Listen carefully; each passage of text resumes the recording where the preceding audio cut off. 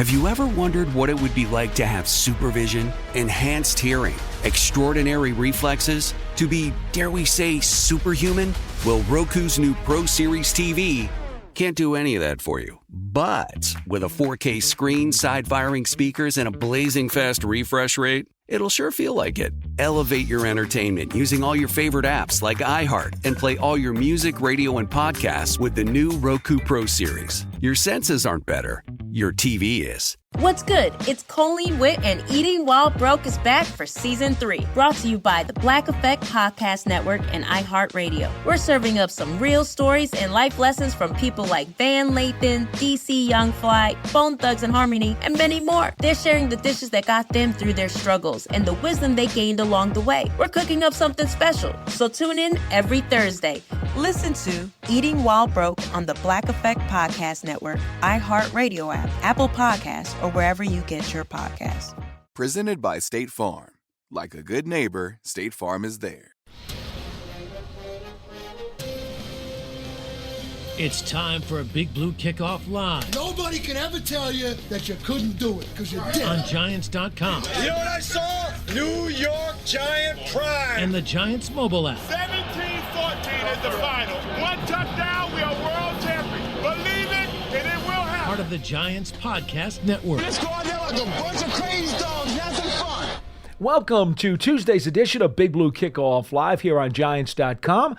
I'm Paul Dottino. He is Super Bowl champion Howard Cross. So glad you could join us for the next hour to talk Giants football and, of course, other assorted NFL items if you prefer. Our phone number is 201-939-4513. And as always, the program is presented by Cadillac, the official luxury vehicle of the New York Football Giants. You can also find an archive of today's program and our entire podcast network on the Giants mobile app, podcast platforms everywhere, and at giants.com/podcast. Good morning, Mr. Cross. Always good to see you. Good afternoon. It is indeed. Now we're a couple of minutes into the afternoon. Actually, half hour or so into the afternoon. There we go. How are we doing? Everything is good. I want to go back in the time machine just about a week or so. We were talking about who would win the all-time greatest play in Giants history. And as a matter of fact, when it was announced at the Night of Legends last week, it was the David Tyree helmet catch, to no one's surprise. Although we did an unofficial BBKL poll the day after you left the program. Okay. And in our unofficial poll,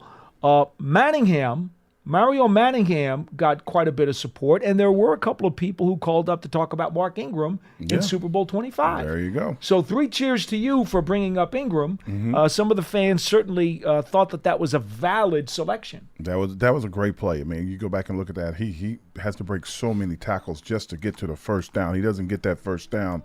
That game has a different outcome. I mean, that's a big play. Kind of like the Tyree catch, Manningham, but that was just a really huge play in the game. So that's one thing that I wanted to bring up because I thought it was very admirable of you to throw Mark Ingram's play out there as well. And it didn't make it to the Final Four, but certainly was one that was very, very worthy. The other item that I wanted to check on, and again, our number here is 201-939-4513. I want to go the first 2/3 of the program, rapid-fire calls with you guys before we get to our Viking summer training camp preview. That's coming up in the latter part of the program after 1 o'clock. So this is your chance to get into the program if you wish.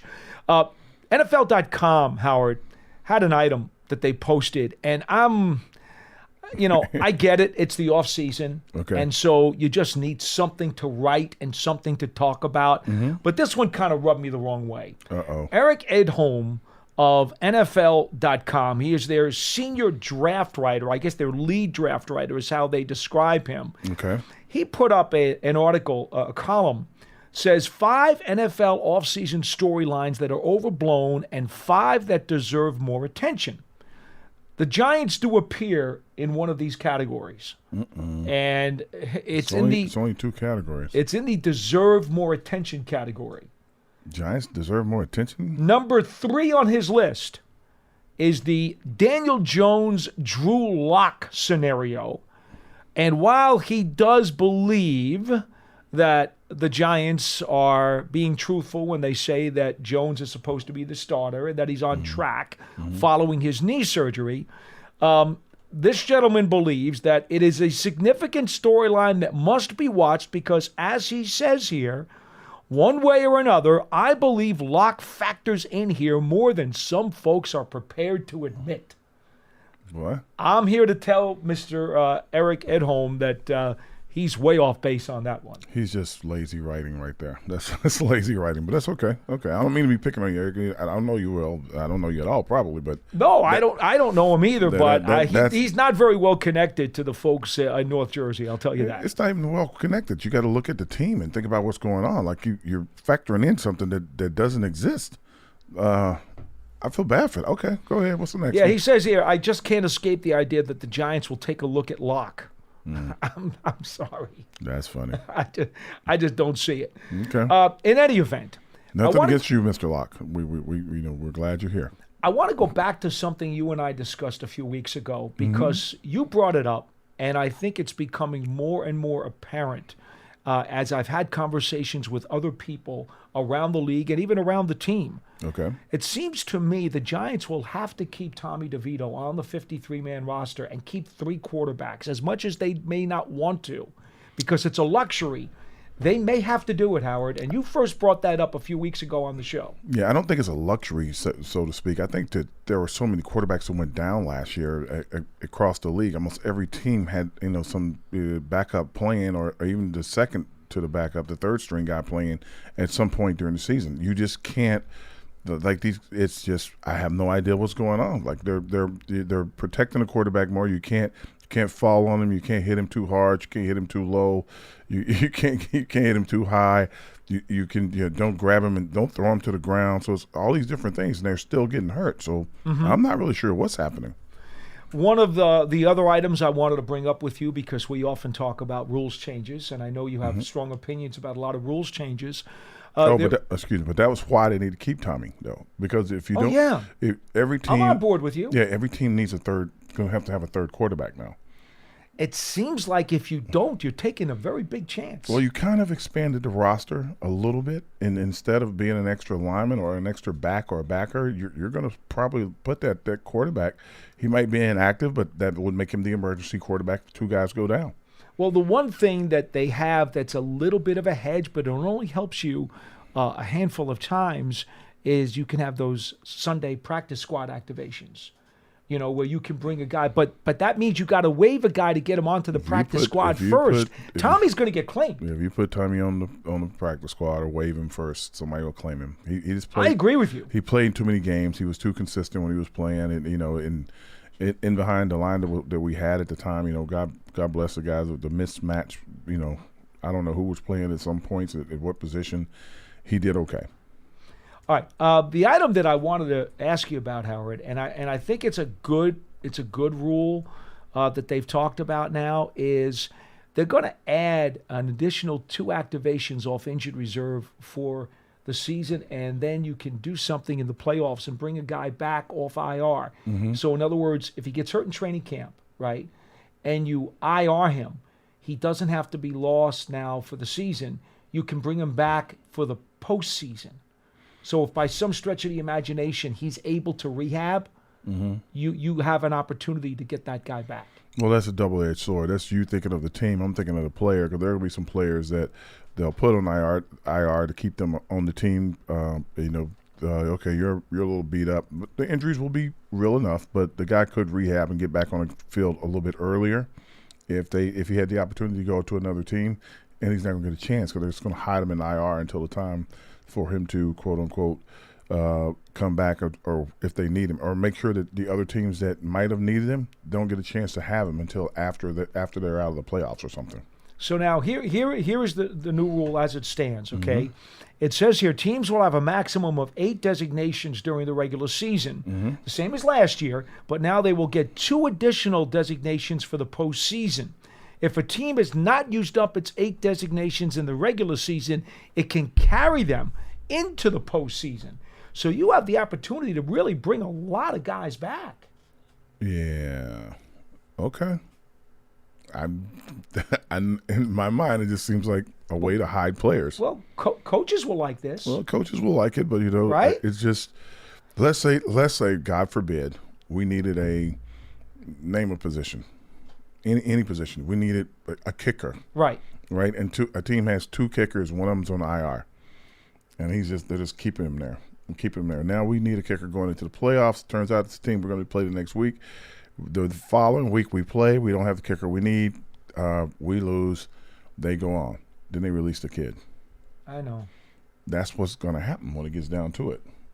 So that's the kind of thing I'm like, there's going to be more gamemanship than you can think of at that moment. So it's going to be interesting to see. They're still keeping injury reserve a minimum of 4 games missed. That is still the case. They haven't changed that at all. I think, though, Howard, and maybe you remember or maybe you don't, I'm not sure offhand that I could rattle off a name off the top of my head, but there have been guys who I'm sure you came into contact with as teammates who had serious enough injuries, but that they really thought, had they gotten their rehab done, they could have maybe come back for the playoffs, but because of the way the rules were, they knew they were done, and it was like, all right, fine. I can't think. No, I can't think of one off the top of my head. Maybe LT's Achilles injury that year. He probably thought if we would have been in the playoffs, he probably thought he could have made it back or something. Well, he could do anything.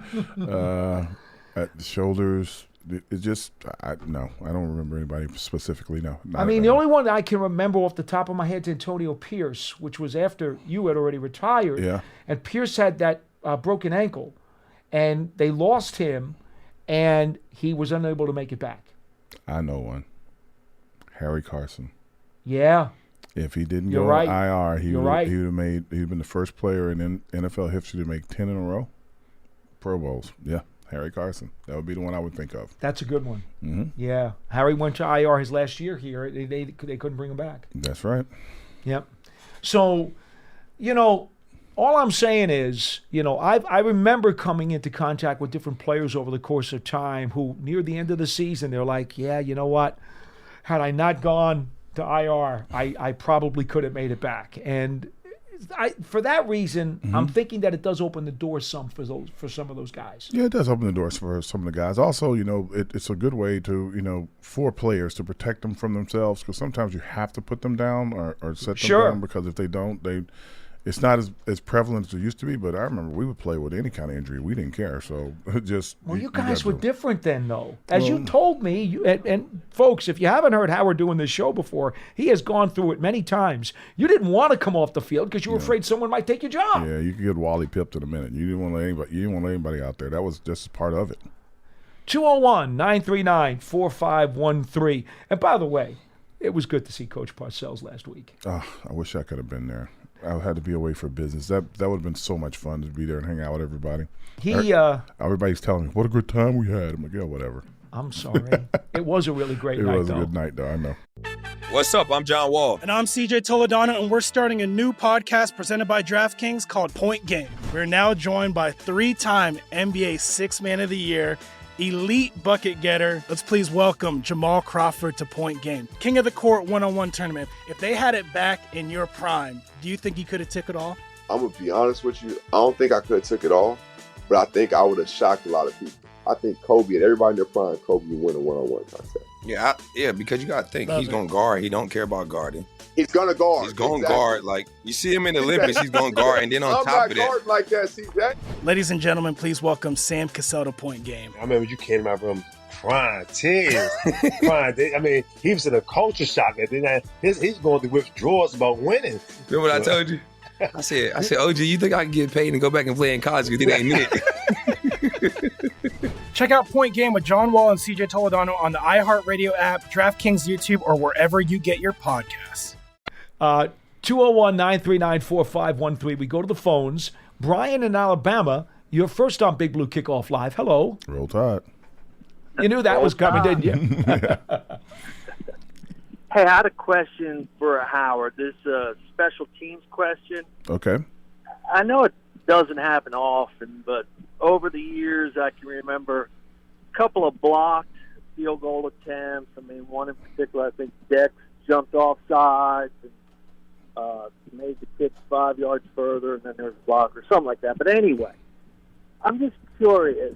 If it's not a particularly long kick, why not have like a 10-yard snap And then if you get a long kick, you do your standard 7. But, how many blocks could be prevented if, there was time to get more trajectory? Is it just a deal where it's too difficult to have the snapper, a 7-yard snap and a 10-yard snap? Now, if you put a player at 10 yards instead of 7 yards, you give him 3 more yards back there to catch the ball, right, put it on the ground. That would put the angle greater and better for the outside rusher. You couldn't get your hand on him to stop him from blocking the kick. Ah, okay. Yeah. It's just a crazy idea and just curious, and I guess that answers the question. Yeah, because they're so fast on the edge. If they came off the edge sprinting, the guy the edge blocker would not even be able to touch him. And they're barely touching them now and to prevent them from getting there. And they're getting close at 7 yards. If you gave them 3 extra yards and they could change the angle, you wouldn't even touch him. He'd blow by you in a heartbeat. Gotcha. All right. All right. Thank you. I knew you'd know the answer. All righty. There you go. No problem. 201-939-4513. Take it from somebody who played some special games. Yeah, it's just like some of the things that happen that you know, like, they would just do this. I'm like, nope, that won't work. This is why. That's why they stopped the guys from the new thing is like you can't jump over the middle, right? Yeah, the center has to be untouched. You can't go over. But you're not supposed to put your hand on them. There are guys you're not supposed to touch anybody and jump over them. Correct. There are guys now that are actually backing up and jumping and not touching anyone. But if you do that over the center, it's a penalty, and that was something that was not called in a game. I don't want to relive it. But you can jump over between the guard and the center and just jump over. See? Yeah, but you can't get a running start. You have to do it from a there are guys that can do it. Position. There are guys with 40-plus inch verticals. They could definitely do it. Well, there was one executed against the Giants, which was very costly, I might add. Absolutely. Which the guy took a couple steps and jumped over, and for whatever reason, the flag wasn't thrown. In any event. I got another question for you, Howard. This kind of goes beyond the scope of the Giants. Okay. 49ers are meeting with Brandon Ayuk today, one of the premier receivers in the league. Mm-hmm. And there's been a lot of talk that he's looking for another contract and a little bit disgruntled and, may try to find his way out of San Francisco. Now, we can't tamper, and that's not what we do on this program, so I'm not going to suggest that, the Giants make a trade for him. But how do you feel about the Giants wide receiver room today, knowing how many guys are on this 90-man roster and are fighting for spots? Do you think they would be in need of some type of reinforcement, or do you think they should fight it out, win those spots, and go in with what they have? Well, right now you have this kid Neighbors who's going to be a game changer. He's going to look like a veteran when he shows up from his work ethic and the way he catches the ball, the way he runs his routes, his attitude. He's the real deal. He's going to be. There are going to be teams hard pressed to handle him. He's another one of those great LSU receivers. I hate to say LSU out loud, but another one of those great LSU receivers that have come into the league and is going to make a big difference. Then you're going to have. I know we say Hyatt, but Hyatt's not going to be like the starter. I would say it would be the kid from Auburn. Slayton. No, he's from Auburn, though. We got LSU on one side, Auburn on the other side. So we got two kind of, starting receivers. Now, I think that Neighbors is going to be, that X receiver, as they say, the guy that's the number one guy. I think he's going to be able to do that. And I think that's going to make things more interesting for guys like Hyatt and for guys like the Richardson and just everybody's going to have a better chance. Robinson, you mean? Robinson. I'm thinking about Wandale. You know who I'm thinking of? I'm not going to tell you who I'm talking about. That's why I'm old. I'm getting you asked me about old players. But, yeah, Robinson. Like Wandale, that's going to make it easier for guys like that to get open when you do this. It's going to make it easier for the tight end to get open. So when you have a player that people are having to, quote-unquote, pay attention to, and you got another blazer out there on the field as well with Hyatt, you got Robinson out there running and controlling the middle of the field and your tight end as well, yeah, we could still use Ayuk, but we do have a very healthy room right now. All right, so and not to mention Hodges is still floating around out there trying to make a position. Right. Who's guaranteed? He's guaranteed a first down if you throw it to him.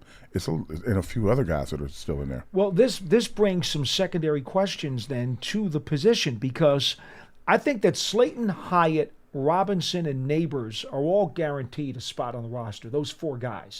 I can't imagine. Okay, I get what you're saying, okay. Howard. Mm-hmm. I think I would probably need to get an ink eraser if I was going to take one of those guys off. Okay. Okay. All right. I'm going to put them in ink, and you could still erase ink if you need to. But those 4 guys, I think, get ink. Okay.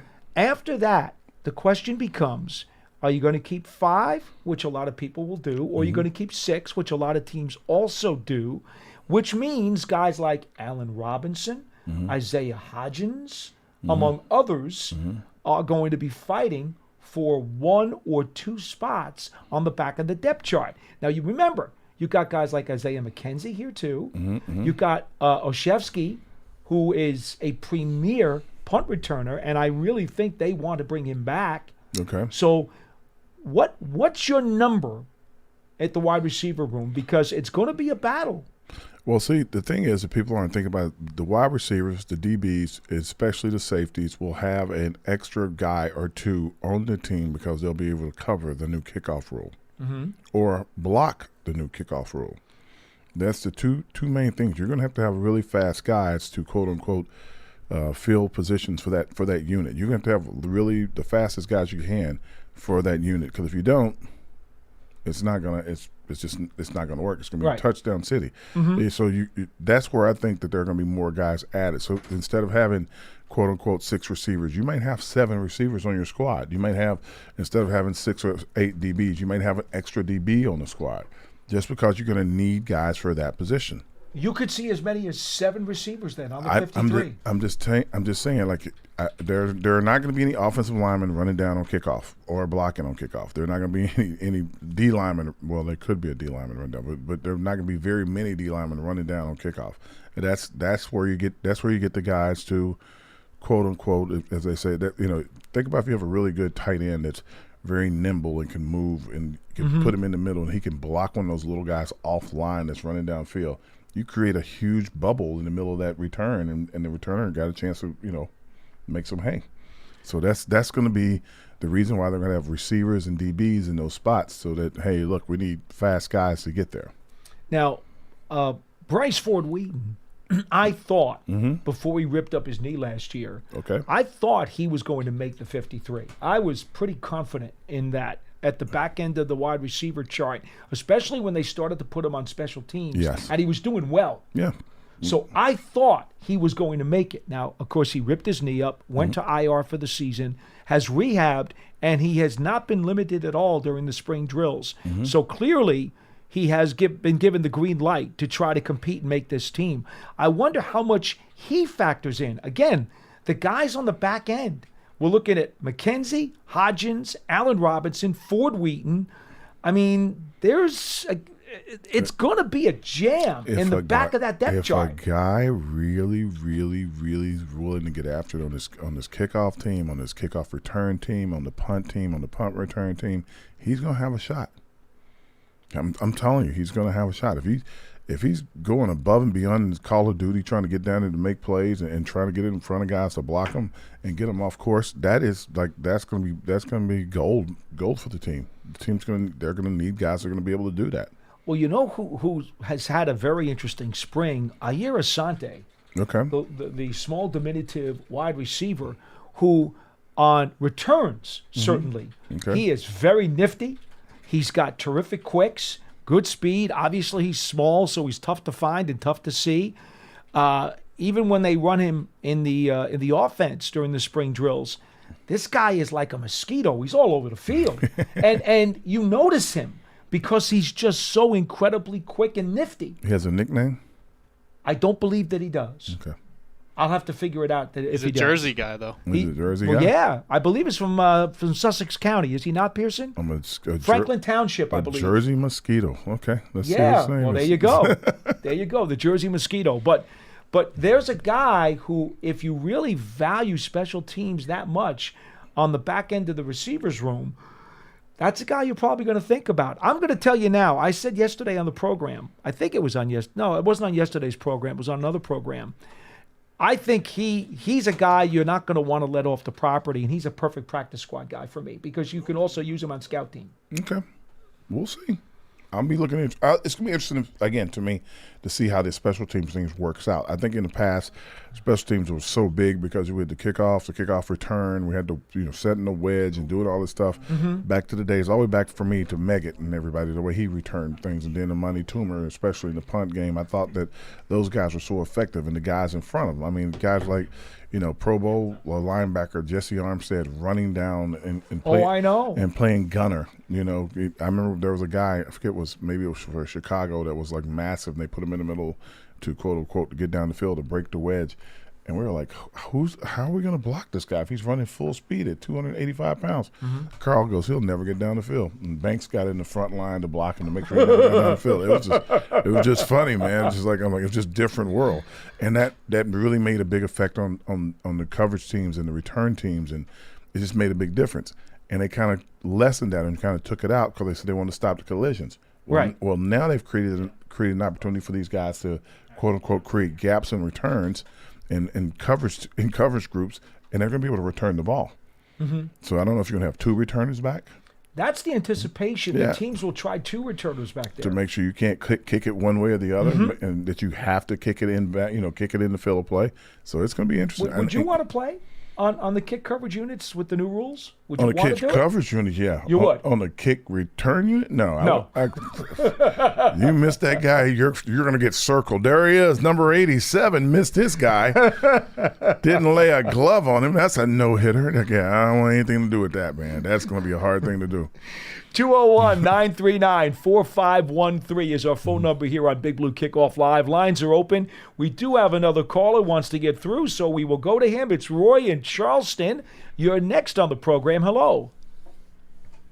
Hey, Paul. How Hi. are you? What's going on, Roy? And hey, Howard, how are you? I'm okay. Good. I just called in. I was on vacation for a week, so I don't know what y'all are talking about. Welcome back. But I wanted to give you thank you. It was great vacay, and but I wanted to give you my breakout player. Okay. I think Daniel Bellinger. Now that Wallen is not there, he knows he has got to do it. He's got to bring it out. So I just think that this is his time. Just like you said, last year he was a little off. His blocking was a little off, and I think this could be his year. So I'm really rooting for him to take that next step and show that third-year rookie that he's the real deal. Howard? I think Bellinger's going to do pretty good. I think that he's going to have a big challenge, though, coming in from the rookie from Penn State. I think the young man is definitely an inline blocker. He's also a slot receiver. He's got good wheels. He can block out of the backfield. And, he and Bellinger kind of play the same role almost. And it's going to be interesting. It's going to be a very tight race in that tight end room to see who's going to come out with the most, most attempts or the most – most plays. Whoever's the most versatile will become the focal point of the tight end room in the offense. Bellinger, in addition to some of the inconsistencies that he showed last year, he also had some very costly penalties that he's going to want to clean up because he didn't have very many of those as a rookie. At least it didn't seem like it. And there were a few costly flags last year that I'm sure, he'd like to get his technique down and avoid those. Yeah, I think he's going to be fine. I think when you say penalties or issues like that, I think that the game itself was kind of dictating it. I don't think that was him. Yeah, well, a lot of things went wrong last year. Yeah, a lot. I'm on board with that. When it rains, it pours. That's what happens. Yeah, for sure. Caller, anything else? Paul? Yeah, Paul, you mentioned that Theo Johnson. You think he's going to be more in the pass? Well, he was more of a blocker at Penn State, but his athleticism and what we've seen him do here in the spring is very exciting. He was a guy they kind of brought in, it was drafting when they were like Waller was up in the air. They were like, okay, well, we can kind of find a duplicate kind of guy like that in the draft. I mean, Waller's situation really put them in need of a pass-receiving tight end, and they think they've got a guy with a tremendous amount of upside. Yes. Yeah. Well, and then, the other thing I was thinking is with, I just had it, and I just lost it. We're talking about screenplay. Do you think we're going to see some screenplays? We haven't been much of a screenplay team in quite some time. Do you think that Theo might be participating in that, being able to contribute to screenplays? I think the screenplay itself is I think people don't realize it's how well you're blocking up front. You use the screenplay to try to slow down the pass rush, so to speak. But when you have guys like in the last, I guess, 2 to 3 years where everybody's coming free, that's not really a screen. Like you have a chance of throwing the ball to the defender as he's coming across the line of scrimmage. So the ideal is to kind of hit the guy, kind of get him on the edge and kind of shove him. And you kind of want them all going in the same direction so that you can, quote unquote, throw the screen to the guys on the opposite side. So you want everybody to shade and kind of fall to the left shoulder of all the linemen, and all of a sudden they're up to the second level. The 3 guys on the edge are up to the second level. The guard and the center have kind of kept, either they've swapped positions going back. One guard, the center goes down, the guard rolls around to get into the screen, or the center kind of goes into the screen and the guard rolls under and takes his guy. It's a hard play to do. The other thing is they're not able to do what they used to do on the outside when they're out there. So it used to be on the out, when you got out there, you get some little guy that's out there who's twitchy and can move quick. You could just roll on the ground and he'd have to dive. He'd have to get over you to get back into the play. You can't do that anymore. So you got to go out there and kind of wide body them and try to blind them and shield them so that you can get the screen started. And the only way you can get a block is that if a guy kind of comes into you. So it's a difficult play. It's a difficult play for teams that are doing it pretty good, but it's a real difficult play for teams that are doing it bad. If they are able to execute that play, I believe that the rookie Tyrone Tracy would be a terrific weapon in the screen because of his wide receiver past. It makes him very much adept if he can get the ball in open space on the side of the field to do something. I think Robinson. Well, Robinson too. I think Robinson would be Wendell. Yeah, I think but that's a wide receiver screen, as opposed to going to a running back out of the backfield. You could put him in the backfield. Well, you could. Yeah, so you certainly could. And he could do that pretty. I think he'd be a great screen guy if you got him out in the open with just some guys. He knows how to follow blocks and create blocks for some of those big guys as well. Thanks, Roy. Anything else? Thanks, guys. Appreciate it. 201-939-4513. Howard, what we did see during the open media – go ahead. I'm sorry. If you had both of those guys in the backfield, they're both coming out, it's hard for teams to stop that if you're going to try to run those plays that are behind the line of scrimmage. It looks as though, and I'm not giving you guys anything that I can't tell you, but during the open media portions of practice, it looked like we were seeing a lot more motion. And a lot more of these horizontal things with either the quarterback moving or the screens, as we talked about. Stuff that's going to, for Giants fans who are used to the old style of Giants offense, it's going to be a little different for you because there's a lot more moving parts in what looks to be the new Giants offense. Well, you know that if you're moving in motion and shifts and stuff, it makes the defense declare. And if you don't do it, people just tend to tee off. You saw it happen to the Eagles last year. They took all the motion out of their offense, and all of a sudden, there were like people hitting the quarterback over and over and over again. And they're like the offense coordinator just changed. I'm like, he didn't change anything. Like, I know where they're going right now. They're not moving. If you don't move, teams can read what you're doing and get after you. Now, one of the things I think also, Howard, that could be very interesting with the tight end spot, and that's why the caller bringing up Bellinger is interesting. If the Giants starting 5 offensive linemen can do their job blocking, you don't have to keep the tight end in as much. And that in itself can allow for the tight end position to be a bit more productive in the stat sheet. Well, chipping is not staying in is like you're protecting the quarterback 100%. I remember the guys, when they stayed in, it didn't look like they stayed in. They're still getting pressure. And the tight end's not going to be able to stop the guy up the middle unless he's coming from the backfield. So they've done a couple of times. I saw them do that last year, or a few times I saw them do that last year. I think the big thing is that if you're blocking and chipping, if you don't have a designated guy, get your guy on the ground if you can. Knock him down. Especially if he's in the pile, knock him down, knock him over somebody, make it feel like he's kind of getting up, and then all of a sudden you are almost in a screen position and you can get the ball. Let me ask you a question about blocking as a tight end. Mm-hmm. What is the most difficult part of making the jump from college to the pros? Is it that the guys in the NFL are so much faster, or is it that they're so much bigger and stronger? What's the biggest adjustment for a tight end having to make that block?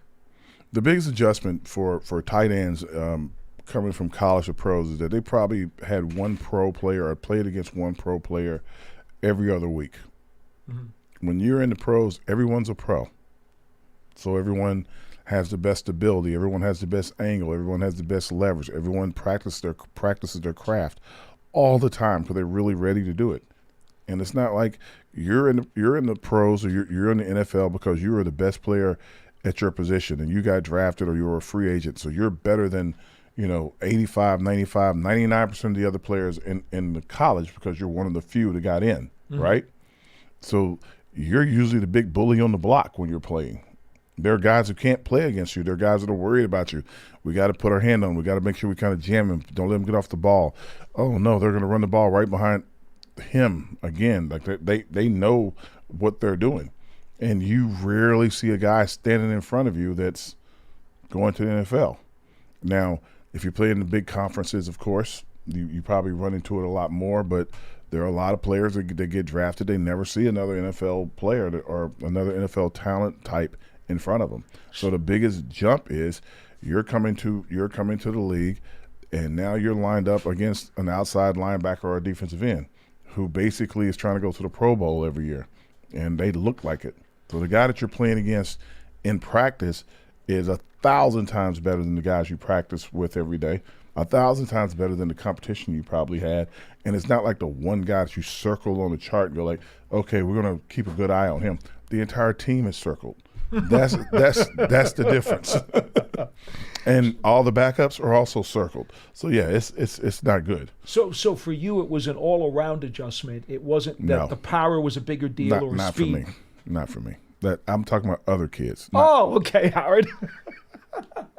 I had Lawrence Taylor, and well, I was just gonna say, in practice, you were being tested every day. I had Lawrence Taylor, and I had Carl Banks in practice. In college, I had Cornelius Bennett and Derek Thomas. Yeah, it was just bad. It was bad. It was bad. Like when I got to Alabama, like, what position you want to play? I play the position I want. I'm looking at this depth chart.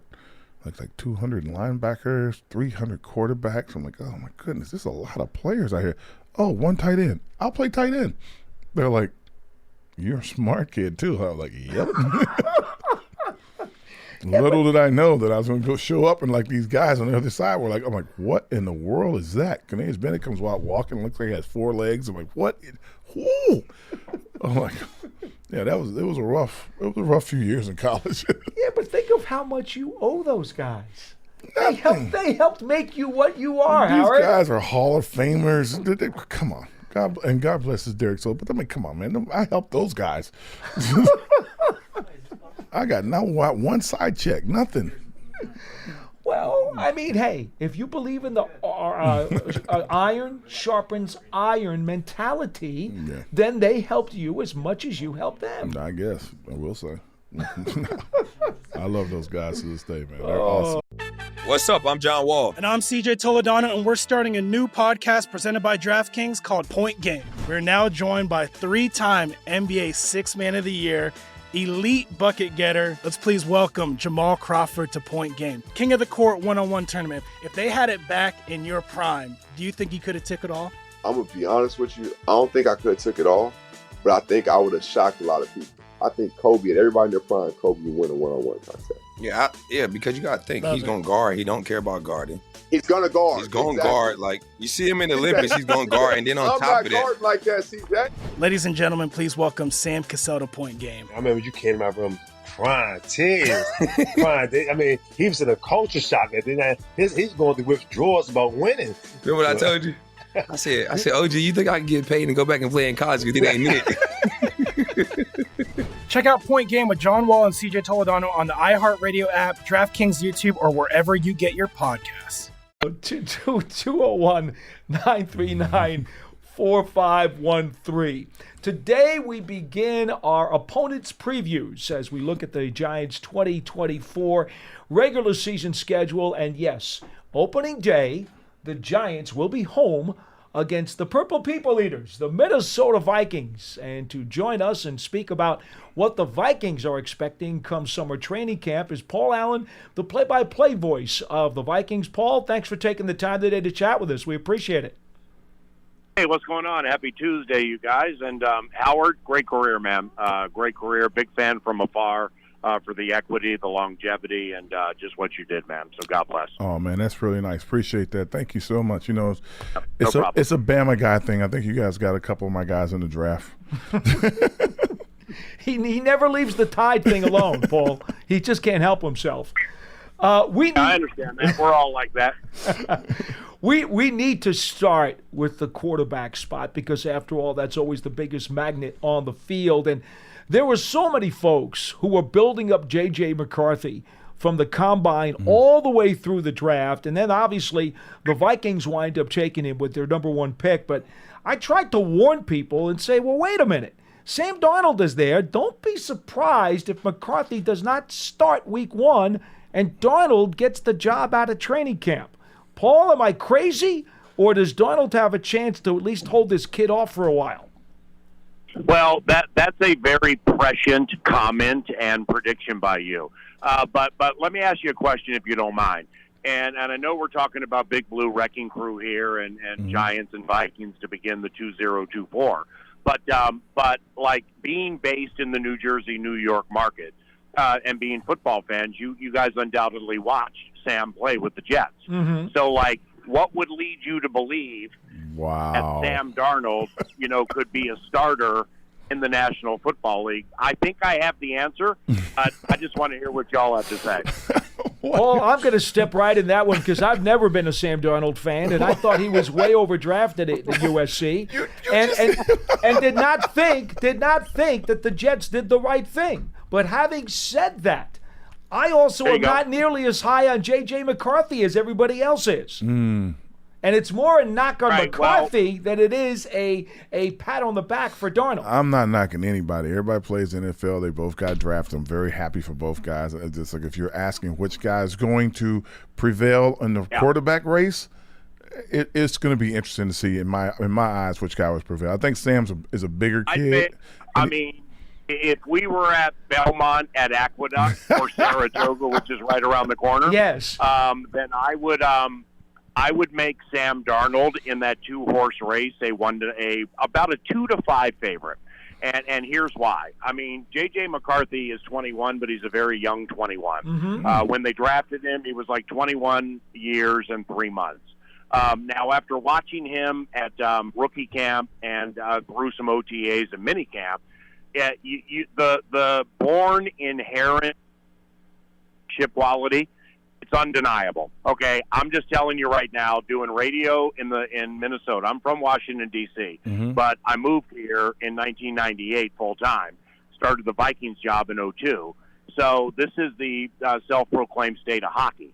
So either via my K-Fan radio show or just doing work with the Minnesota Wild, I just know hockey guys. And I've gotten to know just look at like last night when Florida beat Edmonton, some of the interviews after the game, the handshake line, which is the most majestic moment in all of sports, and the reverence they have for that Stanley Cup. J.J. McCarthy's a hockey guy, man. I mean, he had an opportunity to play Division I hockey and probably get to the NHL. But he had to make a decision around 8th or 9th grade that, I can be good at both or great at one. So he opted to go the route of football. So now with that said, these hockey guys are just different, man. They look you in the eyes differently when they respond to questions. They galvanize people differently. And I saw that with J.J. McCarthy, even running with the twos a majority of the time at Vikings minicamp. So I think we're going to have to wait for J.J. And Darnold, I would bet, would start. Now, off the question I asked you guys earlier, last year we went through this 4-quarterback trick with starting out with Cousins, pops the Achilles at Lambeau, Now we got Josh Dobbs running roughshod on people out of nowhere. Then you go to rookie Jaron Hall, and that didn't work, and he got hurt. And then Nick Mullins. But here's the deal, all right? So Mullins does not appear to be a full-time starter in the NFL, all right? Right. But he knows how to run offense. Sam Darnold knows how to run offense. He knows how to run a system like McVay, Shanahan, O'Connell, LaFleur, just from that tree. Okay. And if you go back to the Jets days or the Carolina Panthers days for Sam, I'm telling you right now, he wasn't running around with Justin Jefferson, Jordan Addison, T.J. Hawkinson, Christian Darrisaw on left tackle, and running that play action off Aaron Jones. So the pressure is on Sam. I mean, this is more on Sam than it is the coaching staff, because for the first time in his career, he has it all laid out right in front of him. And we've seen Mullins get up and down the field for 400 yards in this offense and then throw a bad pick at the end of the game and you lose, like at Cincinnati last year. So I think Darnold is really, really, really going to strive in this offense. Well, you know, just remember this. Brady was hurt 1 year, and the guy who played him, replaced him, was Matt Castle. And everyone's like, I don't know if they're going to make it. If you're throwing the ball to Randy Moss, you got a chance. So, like, you got your kind of Randy Moss out there right there on the field. So I think that's going to make things easier for whoever's playing quarterback in that position. But let's go over to the defensive side of the ball. Tell me about the young man you drafted out of Alabama. You just couldn't wait. I got to get to the good. Go ahead, Paul. But are you talking about college football's all-time leading scorer, kicker Will Reichert? Oh, no, Dallas Turner, my bad. You know what? We can be talking about him, too. I was going to go – we had special teams covered as well. But Howard, I mean, you know better than anybody, man. I mean, you know, what I saw in Dallas Turner, it's unbelievable how they're built these days and how fast they are. Yeah. All right, but, you know, now we're talking about rookie camp, you know, some OTAs, and the mandatory mini camp, where really for that position we got to get the pads on, we got to get to training camp. You know, we're gonna spend 4 or 5 days in Cleveland in mid-August for a couple of joint practices against Stefanski's really good, really well-organized, tough team, and then play a preseason game against them like August 17th. So, like, I think the rubber's going to meet the road with Dallas and several other players on the team right around that time, because those joint practices, man, they're no joke. I mean, you guys know that. Yeah, they're fantastic to watch. But with Dallas, when you got, you know, somebody like Christian Darrisaw, the left tackle, saying his spin move and what he has in his proverbial bag right now at like 21, 22, whatever, it's far advanced than some other players Christian has seen. So that's really the intel that I can give you on him is when you watch him, he's stylistically sound. He's sculpted, and you can tell, you know, why he was a first-round pick. But quite honestly, I think fortune went our way with that pick, because what'd you have, like the first 12 picks were offensive players, something like that. Yep. You know, the guy fell to us. You know, so granted we had to trade up to get him, but I mean that was kind of serendipity there for the Minnesota Vikings, and I think he's going to be a good one. Yeah, he's going to be one of your best players for us on defense for a long time. I like that kid. He was great in college. He was, you know, got the right kind of attitude. He can get it done. Well, let me ask you this, Paul, and I can appreciate Turner coming out of Bama, has terrific credentials, but the rest of the pass rush seems to me like you're in a rebuilding mode out there in Minnesota in terms of trying to get that heat on the quarterback. And I'm not sure where the rest of it's coming from. I know Greenard's over there now too, the former Houston Texan. But I don't know if the coaching staff thinks they've got enough pass rush right now. Great point. Excellent point, specifically with the interior. Now, you know, Andre Patterson is one of my favorite people with whom I've ever worked in the NFL. When he was defensive line coach here for the Minnesota Vikings, and he's the defense. He works with the Giants, obviously. So I just love Andre. He's super smart. Great guy. One of the best defensive line. One of the best defensive line coaches when it comes to taking players who are good, great, and great elite in the history of the NFL. So why I go down that road is because when you're working with Dexter Lawrence, it's a little different than working with some of these players they're working with here. So, and it's such an asset to have somebody like that who can play as much as he plays. because here, like, you know, we have a nose tackle named Harrison Phillips. Okay. Got him from Buffalo in free agency 2 years ago. Now, Harrison is not three-technique, quick-twitch guy. He's run-stopping defensive tackle, and he had the best season of his career last year. That's the key right there, is the anonymity of the names, like Jonathan Grenard had a bunch of sacks for Houston last year.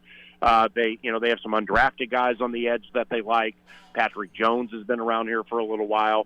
I understand what you're saying. The key here is Brian Flores. Because, you know, despite the defense falling apart late last season because of injuries and guys just had to play too much and they got tired, Brian Flores, there were at least 4 or 5 guys on the defense last year who had the best seasons of their careers. Jordan Hicks got paid by Cleveland off the season that he had, so on and so on and so on. Safety Cam Bynum, Harrison Phillips. Daniil Hunter had his best 3-4 outside linebacker season of his career. Sure. Okay. So I expect that to continue to happen under the tutelage of Flores. Flores is no joke. I mean, he is a very cold-blooded, calculated, quiet-going kind of guy. I love him. I just absolutely love him. And I loved what I saw most of the season last year until they got tired. That's pretty good. So now tell me about my all-time leading scorer kicker from Alabama. He can't get away from the Tide. He just can't do it. Man. I love this kid. Yeah, This kid was Howard, great. Howard's on that Crimson Tide, understandably Yeah. so. I'm a racetrack announcer by trade, Okay. so I call races at a place called Canterbury Park, and they're racing in the Howard Cross Stakes, like that, like Belmont, like Saratoga, I love it. Atlantic City, if it's even still a thing, Monmouth, that. So here's the point: is the punter Ryan Wright and the kid Will Reichert?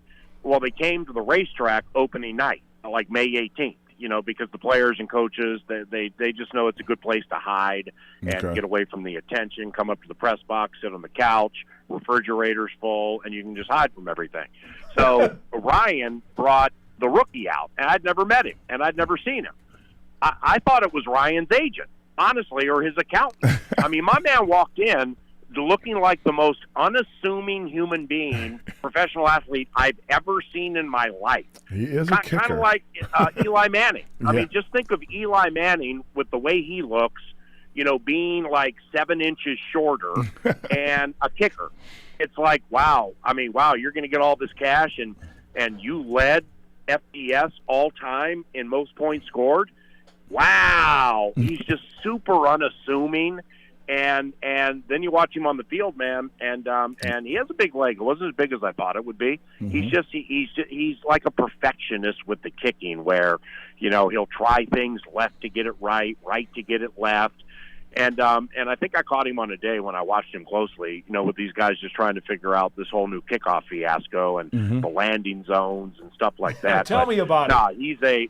He is a wonderful, wonderful, kind of shy, quiet young man, but he can kick the hell out of the ball. I ain't kidding you. Yeah, he's a good kid, man. Great kid.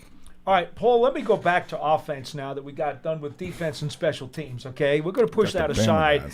So Aaron Jones, the former Green Bay Packer, who stays in the division and brings his 3,000-yard seasons over to the Vikes, comes off a season where he had a sprained knee, had hamstring trouble, and he's certainly been around this league a while where he's got some wear and tear on his tires. How important is it for him to have that 1,000-yard kind of season for this offense to maintain its balance and its effectiveness? Well, the only reason we have Aaron is because we couldn't get Saquon. I'm just kidding. I apologize. I'm just kidding. Don't hate me. That's all right. We'll take Aaron, the dagger out of our backs. It's okay.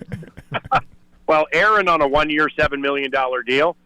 When the Vikings went to the running back market, and it was apparent the Packers were going to move on from Aaron Jones and go with Josh Jacobs. It took Aaron like 5 seconds to accept the 1-year, $7 million deal. And credit to our general manager, Kwesi Adofo-Mensah. I mean, he just jumped right on that, and so Aaron's here. Now, having called a lot of his games in pads, I watching him without pads and OTAs and minicamp, a lot faster than I thought, just straight line speed. I mean, when he's healthy, he's lickety-split. And when Green Bay caught fire last year and honestly should have beaten the Niners in the playoffs before the kid threw it away, There are some who are like Jordan Love carried them. I'm like, no, he didn't. Aaron Jones carried them. Yeah, he did. Definitely. He was unstoppable end of the season. But like Paul said, I mean, you got some wear and tear there. So, when you got that new quarterback, and it's tough to talk like this, with Howard listening because he's played and just seen more than me. So hopefully I'm right with this. When you got this veteran quarterback who is super smart, has good arm talent, and you just don't want him to mess things up, just run the system, man. Yep. You got to have a good back for play action, and that's what we kind of lacked last year with Alexander Madison into what was second-year guy Ty Chandler. Mm-hmm. Nobody was taking our play action seriously, and they will now because if you don't, then Aaron will beat you on a wheel route or an angle route or some kind of swing pass. But the wear and tear part, you're right. That's going to be a little bit of a sweat. Yeah, that comes with your offensive line. If your offensive line is able to protect up front and gives that back a chance to get started, once he gets started, breaking off those 3s and 4s and 5s, and all of a sudden he gets 1 for 10, then everybody starts pulling up, and that's what makes the play action go. The offensive line up front really helps that out. And to the original question, because you nailed it, that's what the goal is here, is running better between the tackles. I mean, O'Connell would throw it 80% of the time if they'd let him. And the throwing game here is really, really, really good when everybody's healthy. I mean, just you guys saw it 2 years ago, except for that disaster at the end of the playoff game to Hawkinson when nobody was open. Mm-hmm. But you guys saw the high-scoring games, and, Cousins can play, and just the passing attack was really, really good against a good Giants defense. Yeah. That is what the expectation is here every year with the passing game. With the running game, I think Kevin would concede. Just needs to do what Howard said. Let's just get the 3s and the 4s, the 3s and the 4s. Ooh, safety bites, play action. There's JJ over the top. So that's I think what the next phase is for this offense. And then you got the quarterback's best friend, of course, your Pro Bowl tight end Hawkinson. How is he fitting in this offseason? Yeah, it's a weird situation because there were some reports that came out that he may miss some time early in the year, and then I'm at minicamp and he's over on a separate field sprinting, kind of sprinting. So he was running kind of full throttle, but as I was reminded, when we had Arizona here last year for joint practices, Kyler Murray was kind of doing the same thing, and it took him a while to get back. So I don't guess injuries. TJ's a threat, ain't no doubt about it. There are things on which he needs to improve. But they brought in veteran Robert Tonyan, who used to play for the Packers and Bears, and I think the Lions. Okay. And yeah, he's more sneaky good than I thought he was too. So the fact they brought in some insurance is just a little concerning. Paul, we know about your receivers. I guess the only question I have about Justin Jefferson, how many people have asked him for a loan in the last couple of weeks? Well, I'm hoping it goes alphabetically and starts with Allen. I mean, seriously, I could use a good $5,000 right now to help my daughter get through college in Colorado.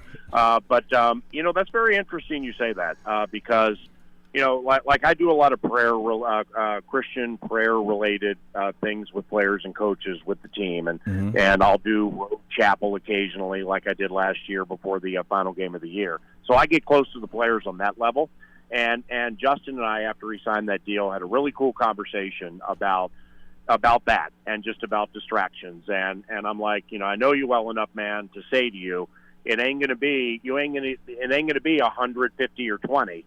You're going to get picked a lot for 1, 2, or 3. Just 1s and 2s and 3s. And like, dog, what do you mean? You just got all this.